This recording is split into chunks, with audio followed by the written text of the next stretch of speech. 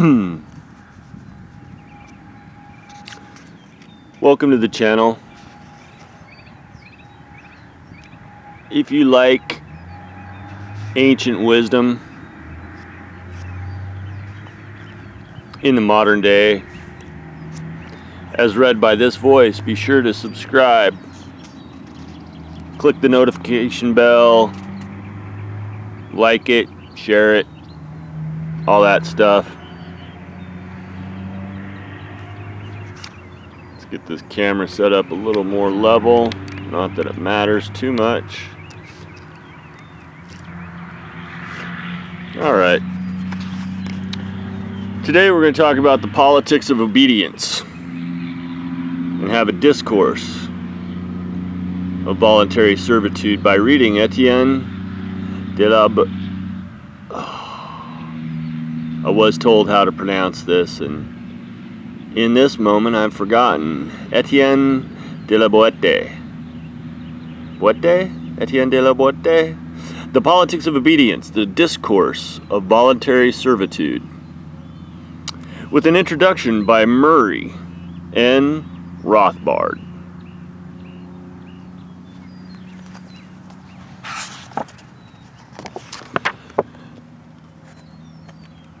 The Politics of Obedience, the Discourse of Voluntary Servitude.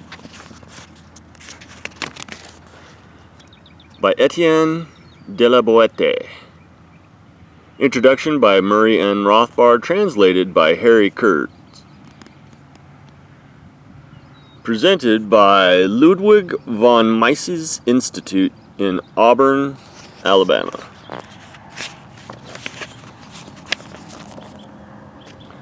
Introduction and footnotes, copyright 1975 by Murray N. Rothbard, originally published in Canada by Black Rose Books, Montreal. This edition is copyright 2008 by the Ludwig von Mises Institute, which is found at 518 West Magnolia Avenue, Auburn, Alabama, 36832.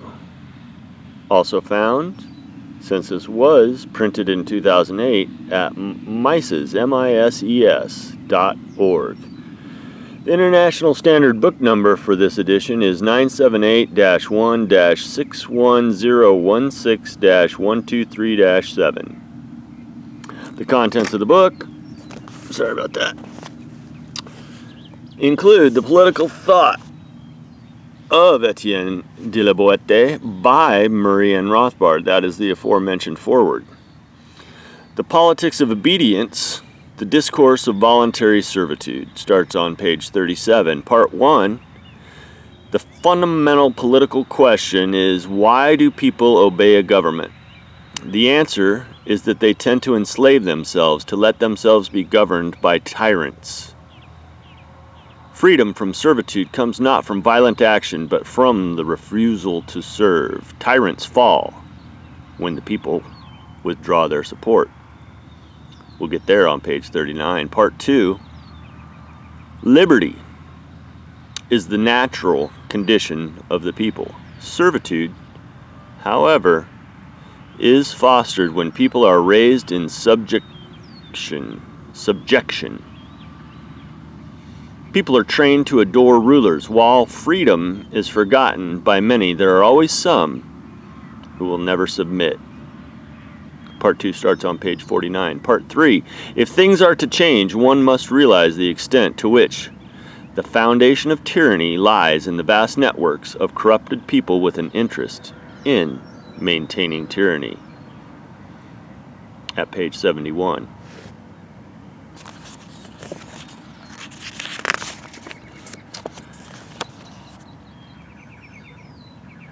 The political thought of Etienne de la Boete. I'll probably have to reshoot this because I'm probably butchering Etienne's last name, surname. I'll try it again, and I'll note in the citation, properly pronounced or not, good citation, as might be thought, La Boétie. Oh, wow. Boétie.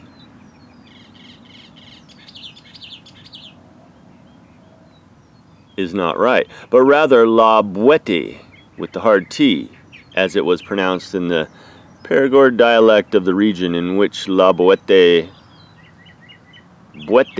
lived. Boete. Okay, we got it.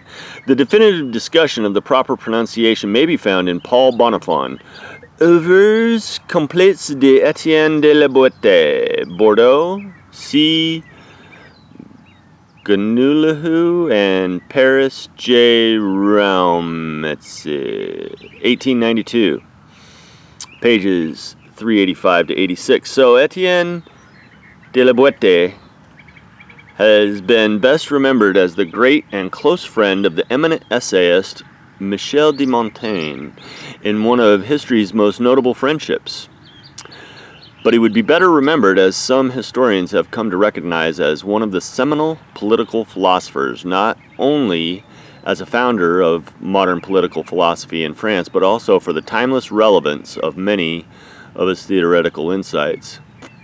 Etienne de la Boete was born in Sarlat, in the Périgord region of southwest France, in 1530 to an aristocratic family. His father was a royal official of the Périgord region, and his mother was the sister of the president of the Bordeaux Parliament, an assembly of lawyers, so you know where she came from. Orphaned at an early age, he was brought up by his uncle and namesake, the curate of Boulebonnet, and received his law degree from the University of Orléans.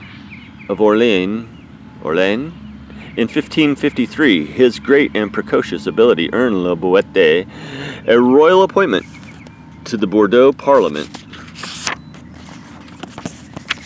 the following year, despite his being under the minimum age. There he pursued a distinguished career as judge and diplomatic negotiator until his untimely death in 1563. So, at the age of 32, La Boete was also a distinguished poet and humanist, translating Xenophon and Plutarch, and being closely connected with the leading young Pleiad group of poets, including Pierre Ronsard, Jean Drat, and Jean-Antoine de Bye. La Boete's great contribution to political thought was written while he was a law student at the University of Orléans, where he imbibed the spirit of free inquiry that prevailed there. In this period of questing and religious ferment, the University of Orléans was a noted center of free and untrammeled discussion. Yeah, that's what universities used to be. La Boete's main teacher there was the fiery Anne de Bourg, later to become a Huguenot martyr and burned at the stake for heresy in 1559. De Bourg was not yet a Protestant, but was already tending in that direction, and it was no accident that this university was later to become a center of Calvinism, nor that some of La Boete's fellow students were to become Huguenot leaders. One of these was La Boete's best friend at the university and de Bourgh's favorite student, Lambert Deneux. The study of law in those days was an exciting enterprise, a philosophical search for truth and fundamental principles. In the 16th century, writes Paul Bonnefon, the teaching of the law was a preaching rather than an institution, a sort of search for truth, carried on by teacher and student in common, and which they feverishly undertook together, opening up an endless field for philosophic speculation. The citations below for Bonnefon and Pierre Ronsard are beyond my French pronunciation, so I'm going to skip those. It was this kind of atmosphere in the law schools of Orleans and other leading French universities in which Calvin himself, 2 decades earlier, had begun to develop his ideas of Protestant reform. And it was in that kind of atmosphere as well that lawyers were to form one of the most important centers of Calvinist strength in France. In the ferment of his law school days at Orléans, Etienne de la Boétie composed his brief but scintillating, profound, and deeply radical discourse of voluntary servitude. Discours de la servitude volontaire. The discourse was circulated in manuscript form and never published by La Boétie. One can speculate that its radical views were an important reason for the author's withholding it from publication. It achieved a considerable fame in local Perigordian intellectual circles, however. This can be seen by the fact that Montaigne had read the essay long before he first met La Boétie as a fellow member of the Bordeaux Parliament in 1559. The first, let's go ahead and do that citation at the Discours de la servitude volontaire, having remained long in manuscript. The actual date of writing the Discourse of Voluntary Servitude remains a matter of dispute. It seems clear, however, and has been so accepted by recent authorities, that Montaigne's published story that La Boétie wrote the discourse at the age of 18 or even at 16 was incorrect. Montaigne's statement, as we shall see further below, was probably part of his latter campaign to guard his dead friend's reputation by dissociating him from the revolutionary Huguenots who were claiming La Boétie's pamphlet for their own. Extreme youth tended to cast the discourse in the light of a work so youthful that the radical content was hardly to be taken seriously as the views of the author. Internal evidence, as well as the erudition expressed in the work, make it likely that the discourse was written in 1552 or 1553 at the age of 22, while La Boétie was at the university.